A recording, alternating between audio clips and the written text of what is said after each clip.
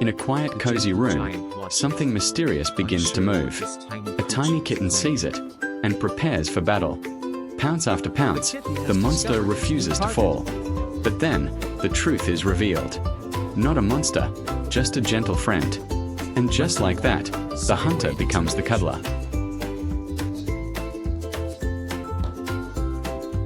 He tries. Oh, he really tries.